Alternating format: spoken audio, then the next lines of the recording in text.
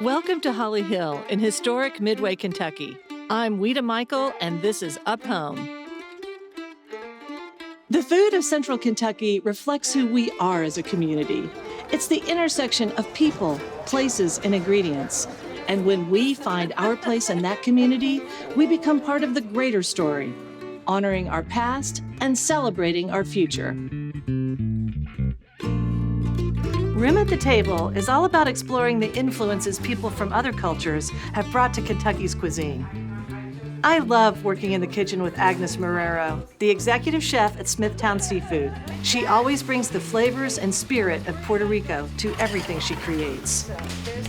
So I remember when I was 5 years old, and in the back of my great auntie house, they used to buy a whole pig for the whole family in holidays. Yeah. And when I was 5, first time I saw a pork hanging and my auntie's getting the blood for the blood sausage. Oh my God. In the creek. And I realized I can do this. It was nothing that I was afraid of. You weren't afraid with all that blood? No, it was interesting. It was fascinating. This is why you like Kentucky, Agnes, because Kentucky is very centered around pork as well. You know? Yes. This is maybe something that Puerto Rico and Kentucky have in common. Well, I noticed that the first time I cooked Puerto Rican food here, I felt like home. Like so many chefs, Agnes's passion for cooking was born in her mother's kitchen, but this was just the beginning. From there, she trained in culinary schools and with chefs from around the world. We spent most of the day prepping a Puerto Rican feast for our friends at Food Chain. The featured dish is pork pernil, a slow-roasted, marinated pork leg that is traditionally served during the holidays in Puerto Rico. The pernil is like your fresh ham that you use for country ham. Yeah. But we don't cure it, and we don't do the process that you do. We just use it fresh. Yeah. The only thing we do is we marinate it with a dry rub, which includes fresh garlic, black pepper, salt, and oregano. This meal is what I love about cooking. Fresh, local ingredients used in traditional cooking from other places. Meals like this bring people together, building understanding and community around the dinner table.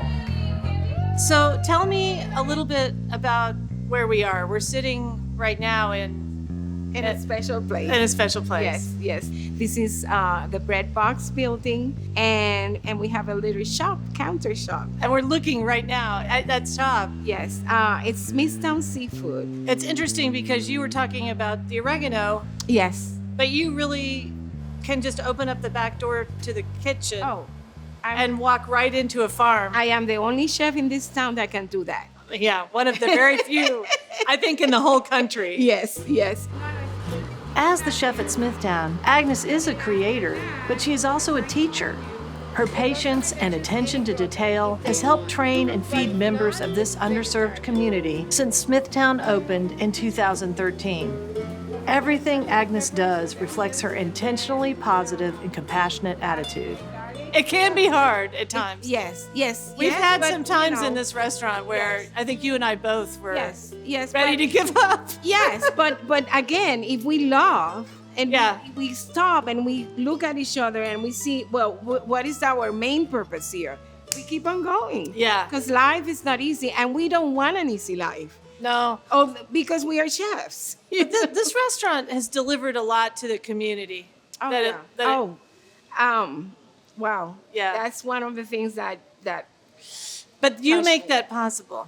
I give the community because the community gives us. Yeah. You know, we have a melting pot here. Yes. And I'm a Puerto Rican. Yeah. You know, in a business. Make no mistake. And a woman. You know, we are breaking barriers, and we keep going. And we have to. Like Agnes, Toa Green learned to cook from her mother at a very early age. The big difference is Toa learned in the kitchen of the family's Thai restaurant. Toa's story combines food and business, hard work and creativity. She's a successful entrepreneur with a progressive mindset and a passion for giving back and helping whomever she can. Your mom and dad opened a restaurant called Smile of Siam in Frankfurt. Do you remember how old you were when that restaurant opened? I was 7 years old. What was the role of each member of your family inside the restaurant? So my sister worked in the back with my mom, helping her, and then I helped in the front with my dad. So that's, me and my dad just built a really, really close relationship because we were just hand in hand, and he trained me to do everything in the front of house. So I did the cashiering, and then I would also, refill soy sauce bottles, and I would clear tables, and I would seat people, and I would serve food, and sometimes I would run beer. That's the first time. Personal family time was precious, and making spring rolls together became a time to connect. Spring roll time is now one of Tao's fondest memories. That's one thing I wanted to ask you. What modifications do you feel like you made for Kentucky? Okay, like Kentucky love fried chicken. Oh, yeah. I just make the fried chicken and modify with the flavor. It's a tree flavor, and add some vegetable and put it on top of the fried chicken. That's the popular.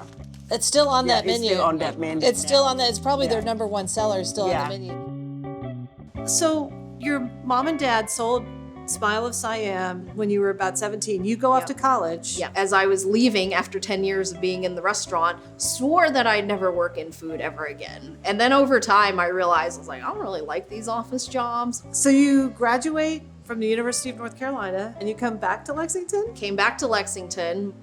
I worked a few jobs here and there and really was looking to bring back that same energy of Smile of Siam here to Lexington. So I pulled my parents out of semi-retirement and said, hey, will you help me open a new place here in Lexington? I think it would be really cool because there's nothing like it.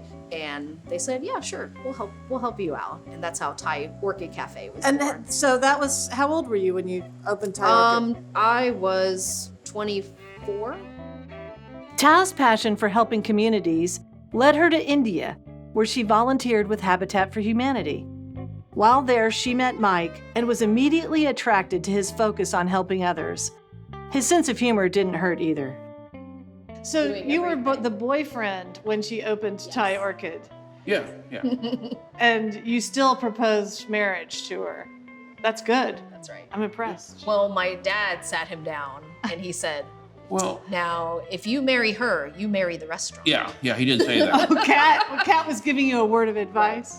But my memory was he was very upset that one night because you and your mom were planning a wedding. And there hadn't actually been, I don't think, an official proposal. Right. It just kind of happened. So I guess we're getting married. And her dad was like, wait a minute, what's going on? So you have Thai Orchid. It's a successful Thai restaurant in Lexington. And how many years did Thai Orchid operate? Almost 10 years. Yeah. So we were right at about 9.5 years, I think. And when did you start making ice cream? So There. Mike and I, about 5 years in, I think my parents were ready to tap out again. They're like, maybe it's time for us to retire again. This is a lot of work.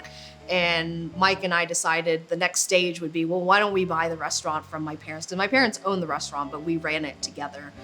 And so we'll run the restaurant, that we can put our own little spin on things and, see what we can do. And one of those little things we wanted to do was, what's a fun dessert option that we can have for people? And one of my favorite memories is coconut ice cream in Thailand. It wasn't long before Crank and Boom Craft Ice Cream was born. And as the new business grew, Tao and Mike stayed true to their passions for helping others. We started a program called Small Batch Club, and this was right when COVID started. So when, the world was starting to close down, we leaned harder into our mission during this difficult time. And we created this program where if you bought this pint, it would, we added $2 to the price, but those $2 that we add will go to a charity. And last year, in 2020, we were able to raise $40,000 that went to charity. Oh, that's so great. From progressive takes on traditional dishes to the relentless drive to make the world better through food, Agnes and Tao are making the Kentucky table larger. Their lives and their work show us that we can make room for everyone as we build our own communities, one fantastic meal at a time.